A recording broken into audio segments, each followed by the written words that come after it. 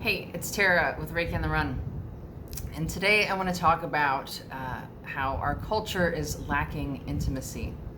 And I think this really ties in with a video that I did yesterday about going through bouts of depression and having suicidal thoughts. And I had some great responses to that video, and I'm going to address that at the end because it's kind of a pet peeve of mine when I search up a video and then the person talks for 20 minutes about other things before getting to it. So for those of you who are with me all the time and watch to the end, I'll talk about that at the end.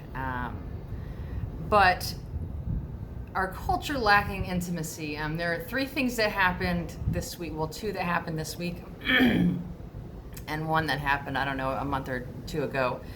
That really made me think about this topic and where we are, I think, as a culture. And that we're lacking in intimacy. I don't know if you can hear that. Sorry, I live in a loud place.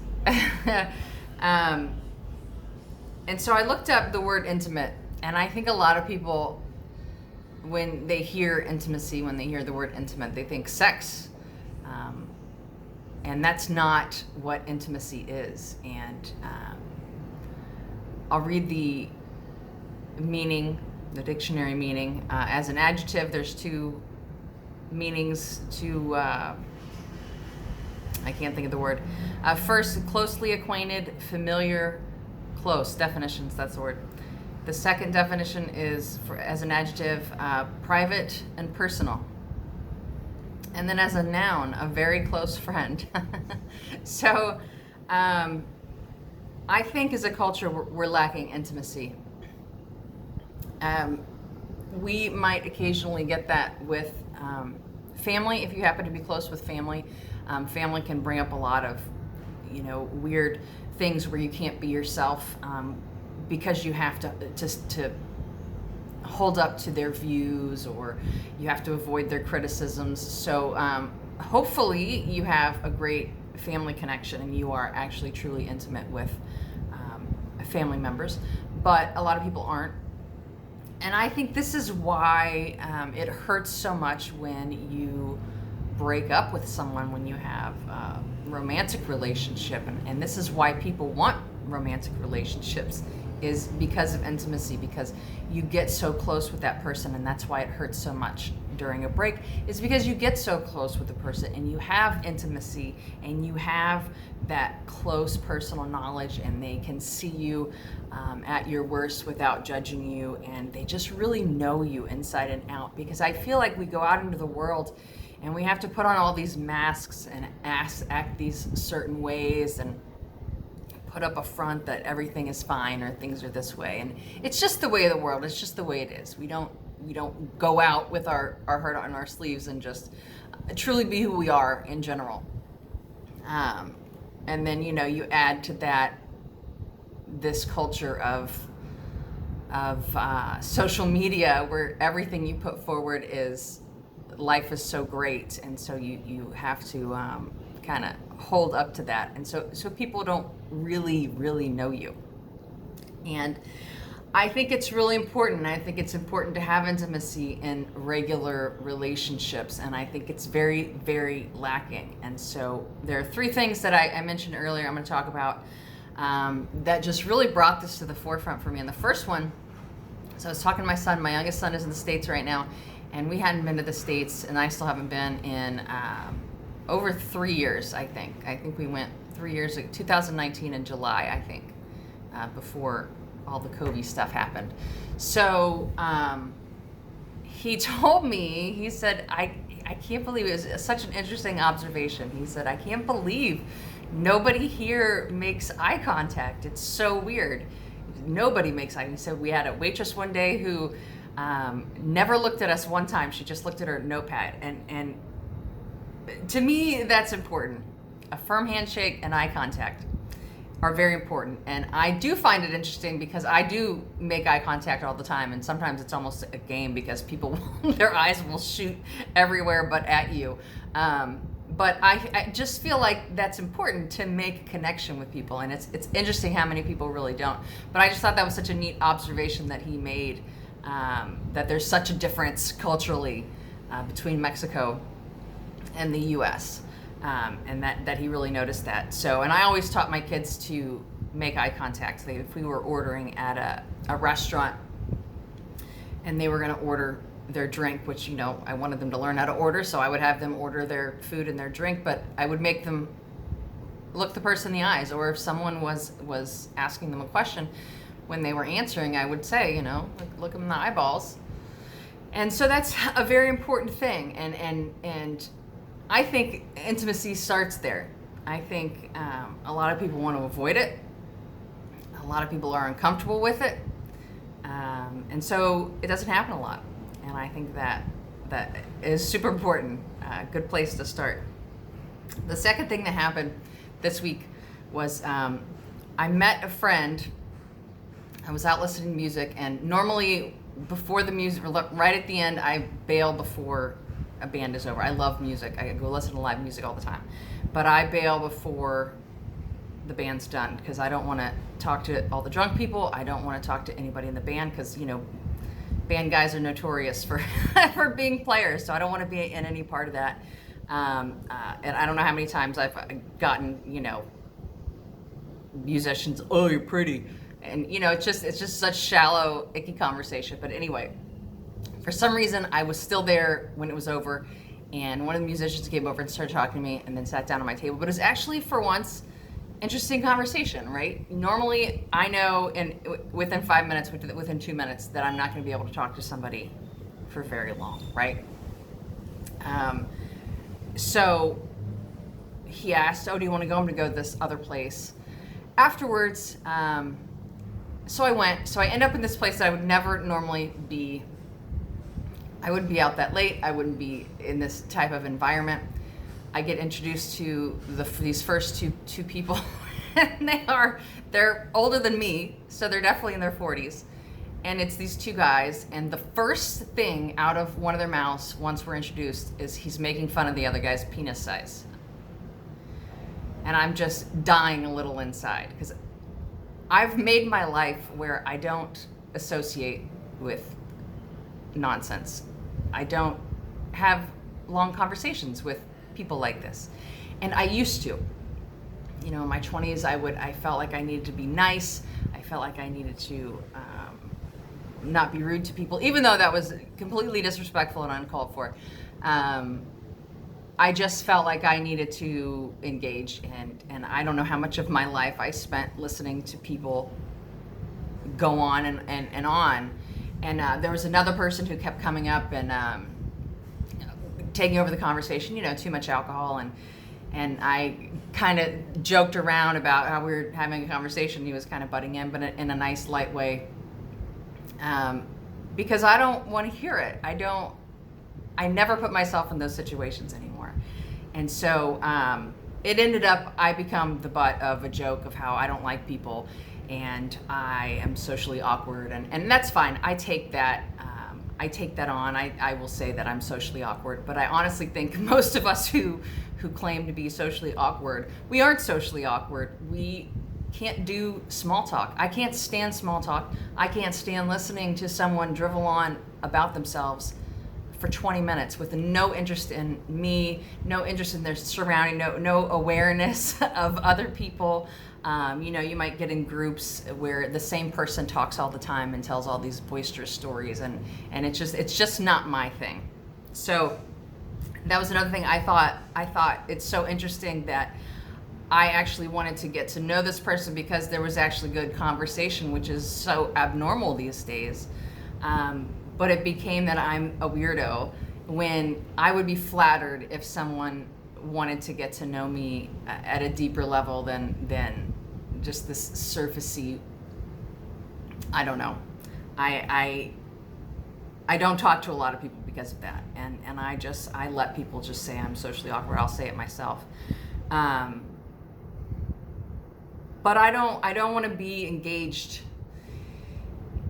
in those relationships. I mean, most people will talk about themselves all day, And I don't know how many times I've been invested in relationships with people, friendships, where I know everything about them. I've met their parents, I've met their in-laws, I know their sister's pets' names, I know everything about them, and they don't even know if I have a sibling. I don't let myself get that far anymore. I make myself talk now in the beginning of meeting someone, because if I'm not getting that reciprocation, if we're not both, you're listening and I'm listening, I'm out. And I don't know what it is. I don't know if people are afraid of intimacy. They just don't want it. So many people want to keep things at a surface level. But it makes those of us who like different conversations look weird. And I just thought that was an interesting thing. And everyone at the place that I was at, I had one guy rambling into my ear for about 5 minutes, and it was so incoherent. I had no idea what he was saying. It was so bizarre. And I'm just not interested. I don't know how you can go to a whole party of people and nobody says anything, and nobody gets to know each other, and people just tell the same stories. Anyway, it just made me really think that quantity does not equal quality. It reminds me of Facebook, where I've mentioned this before, where years ago, I haven't had Facebook in many years, but I had like 100 people that I knew in Texas. And when I'd go visit Texas and online, they're super interested in my life and talking all the time. And then when I go to Texas, there's like 1 or 2 people that I actually get to see when I go. And so it was just all fake, just fake interest, interest for the masses, I don't know, but no real intimacy, no real wanting to be together, wanting true closeness, just all this surface relationship stuff. And I think that how, I mentioned earlier about it tying into my topic yesterday about depression.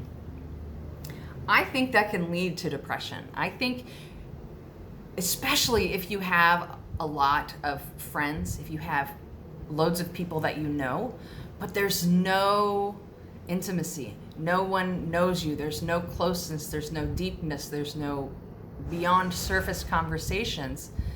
That can be super lonely. I think it could be more lonely than, someone like me, who I just hang out by myself. Everywhere I go, I have a book. I don't engage with a lot of people and in those situations. And I think it can be more lonely because you feel like, oh, I have so many people, but why? What's this emptiness? What's this missing? And so it can be really tough. And it's funny, I joke about one of the great things about having dreadlocks is, and it's really not a joke, it's true, is that less people approach me. When I don't have dreadlocks, so many people come and talk and small talk, and I'm just not interested, and it's kind of draining. Small talk drains me, so it's kind of nice. A lot of people just give me a dirty look and assume I don't shower and keep moving, and that's fine with me. I like it. So anyway, then the last situation, this one happened a couple months ago, I think. I was standing in line to have tacos with a friend of mine, and some people behind us started a conversation. And I live in a tourist town, and I've lived in, even in Florida, I lived in a tourist town, and you get the same conversation every time. And it goes like this: oh, where are you guys from? Oh, I live here, but I was from the US and I grew up in Germany in the US. Oh, you live here? How long have you lived here? Oh, I've been here almost 4 years. In this city, about 3, but I traveled around Mexico for a while. Oh, really? So then do you work from home? Or, and it's like, it's the exact same questions every single time. And it's like a broken record. And it was funny because my friend was like, I never talk to those people. I never answer those questions. And I thought I was a hard ass. I thought I was, I'm not having these shallow conversations. So I just thought that was kind of funny, but the small talk, and even if you're not in a tourist town, maybe just in your normal town, if you meet someone, it's the same conversation every time. Oh, where are you from? What do you do for a living? But, it's so surfacey and so basic, and so nothing makes me want to run more. I've never asked anyone what they do, where they're from. That's always such a weird question for me, because I'm born in the U.S., but then at 9 months old I moved to Germany, and I moved so much. I don't know where to say, where am I from. I don't have a place that I just lived forever, and it's such an awkward conversation. But it's just such a surface conversation, and I like to ask things, maybe where's your favorite vacation spot so far, or where's your next vacation spot you want to go, or things like that. Getting to know people, and it's interesting because you see people kind of brighten up when you have conversations about different things. That same old back and forth, it's almost like automatic, and you really don't get to know people that way. So I thought that was an interesting few things that happened this week that lead me to believe that we are lacking intimacy, and we need it.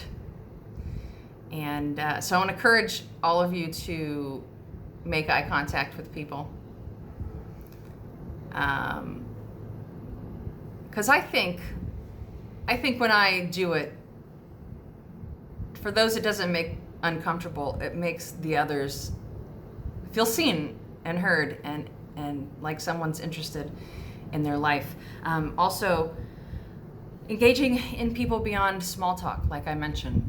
Don't ask people where they're from. Find something interesting to talk about. Bring things out of them, their dreams, their creativity, their interests. Nobody wants to talk about work when they're not working. Well, I don't anyway. And truly listen to people.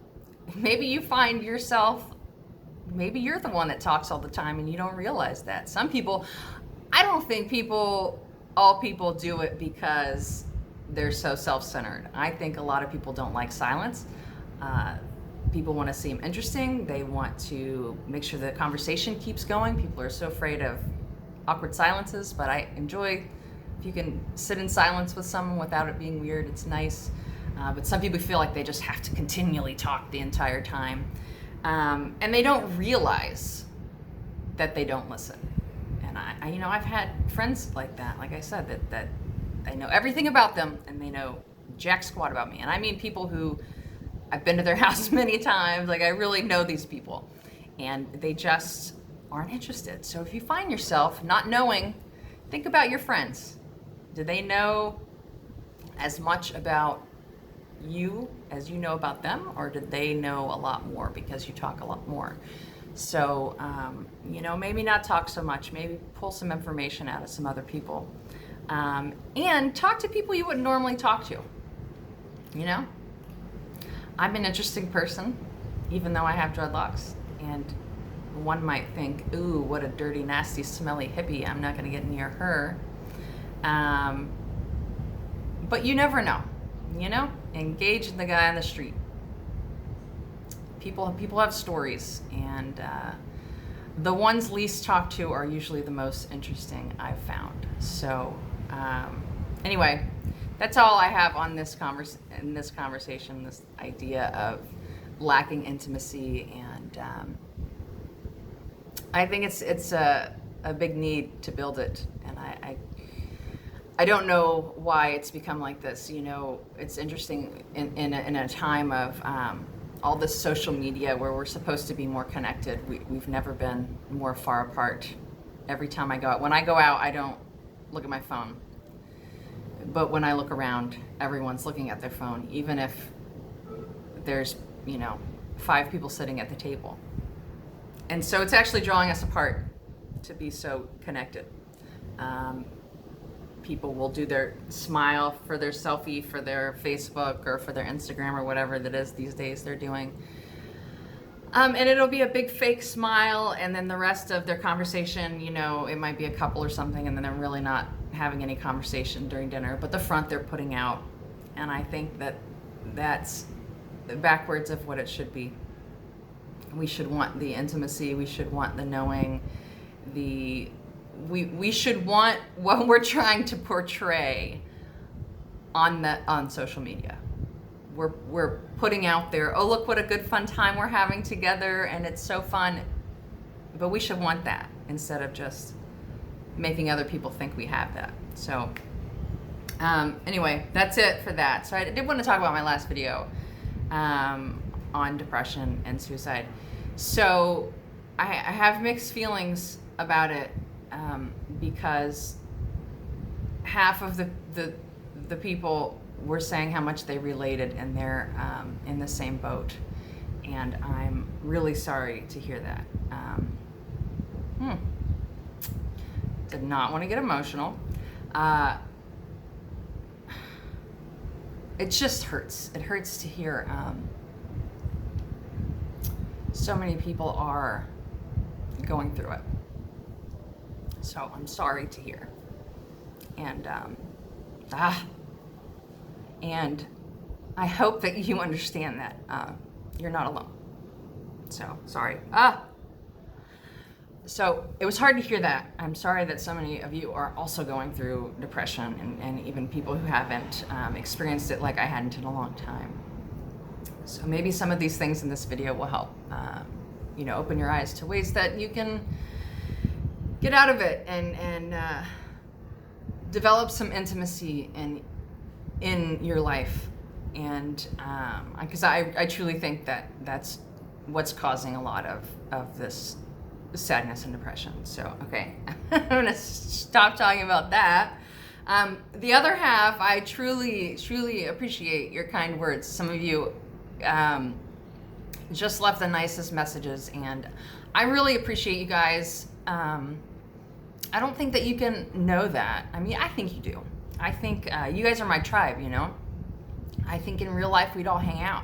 I think a lot of you are like me in that you seem socially awkward, or you're the weird one because you don't like surface conversations, and it's hard. It's a lonely place to be when you're seemingly awake and everybody else is asleep, and it seems like nobody gets you, or nobody wants those same things. It's like